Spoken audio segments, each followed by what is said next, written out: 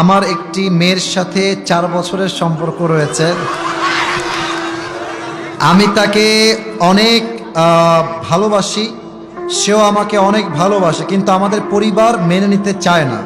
এমন অবস্থায় আমি কি করব? পালিয়ে বিয়ে করা যাবে কি? জোশ দেখেছেন, বিয়ে সে করেই ছাড়বে। আমি আমার বাবা এবং মাদেরকে বলবো, যে যাকে পছন্দ করে নিজ দায়িত্বে মিলিয়ে দেন, বাধা হওয়ার চেষ্টা করবেন। আর আরেকটা কথা বলবো, আজকালকার হাজার হাজার যুবকদের পছন্দের নারীর অন্য জায়গায় বিয়ে হয়ে যায় জাস্ট টাকার জন্য, যুবক ভাইরা আমার। এবং আমি মনে করি জাস্ট টাকার জন্য হাজার হাজার পুরুষ তার পছন্দের মেয়েকে জীবন থেকে হারিয়ে ফেলে, সেই মেয়েটা অন্য বাসার বউ হয়ে যায়। তা আমি বলবো যে বাবু, আব্বা আম্মাকে একটু বোঝাবার চেষ্টা করো। বোঝাবা কেমনে? Let me give you some example on this matter. কিছু উদাহরণ দেওয়ার চেষ্টা করি। তোমার বাবা তোমার ঘরে আছে, অথবা তুমি খেতে বসেছো বাবার সঙ্গে মায়ের সঙ্গে, একটা ওয়াজ বাজায় দিবা মিজানুর রহমান আজহারি হুজুরের ওয়াজ, অথবা আমার একটা ওয়াজ বাজায় দিবা অল্প বয়সে বিয়ে করলে লাভ কি কি আছে। ওয়াজটা বাজাই দিয়ে সোজা ওয়াশরুমে চলে যাবা, বাথরুমে গিয়ে 10 মিনিট থাকবা, আব্বা আম্মার সামনে ওয়াজটা বাজবে, আব্বা আম্মা শুনবে, আবার তুমি এসে বসে যাবা। আব্বা আম্মা যদি বুদ্ধিমান হয়ে থাকে, বুঝে যাবে আমার ছেলের চরিত্র রক্ষার জন্য বিয়ে ছাড়া সেকেন্ড কোনো অপশন আমার কাছে নাই। 2 নাম্বার আর একটা কথা প্রত্যেকটা যুবককে বলতে চাই, যদিও এই কথা মিডিয়ায় তোলপাড় শুরু হয়ে যেতে পারে, এটা আমি জেনে বুঝেই বলছি এবং নিজের আকল দিয়ে মেধা দিয়ে বলছি। আমি বলতে চাই, পালিয়ে বিয়ের ক্ষেত্রে 2টা মতামত আছে। একটা মতামত হচ্ছে ফানিকাহুহা বাতিল।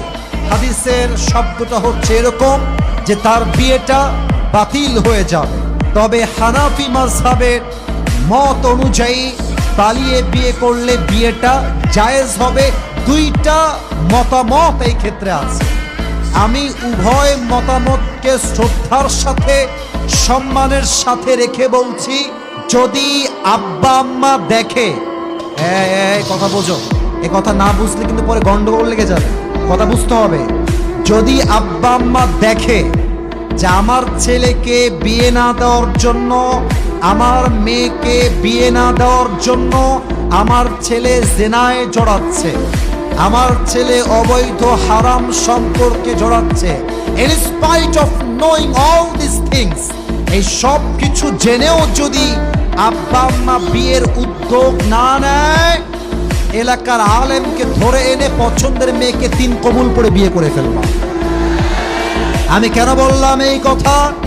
আমি বিশ্বাস করি আব্বা আম্মা যদি জেনা দেখেও বিয়েতে না চায়, ওই আব্বা আম্মার আদেশের চাইতে জেনার থেকে বাঁচা আমার জন্য 1000 গুণ বেশি ফরজ। যুবক ভাইরা বলো, এই জন্য 2 নাম্বার অপশনে যদি তোমার কাজ না হয়, আলেম ওলামাকে নিয়ে এসে বুঝাবা।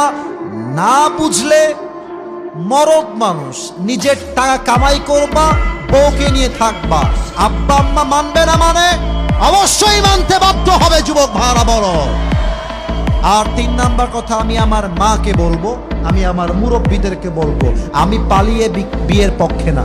আমি আবারও বলছি, আমি সেই পক্ষে যেই পক্ষে আব্বা আম্মার দোয়া নিয়ে বিয়ে হবে, আমি সেই পক্ষে। আমি চাই প্রত্যেকটা যুবক আব্বা আম্মার বিয়ে নিয়ে দোয়া করুক। আমি আমার আব্বাকে বলবো, পায়ে হাত রেখে, মাকে বলবো 2টা হাত জোর করে, আপনি যদি আপনার ছেলেকে বিয়ে না দেন বুঝে শুনে, আর আপনার ছেলে বিয়ে না দেওয়ার জন্য যদি জেনায় জড়িয়ে যায়, কিয়ামতের দিন প্রত্যেকটা আমলের দায়ভার আপনাকে বহন করতে হবে আব্বাজান এবং আম্মাজান। আল্লাহ আমার আব্বা আম্মাকে বোঝার তৌফিক দান করুক, সকলের আব্বা আম্মাকে আল্লাহ হেদায়েত দান করুক। পড়েন সবাই আমিন।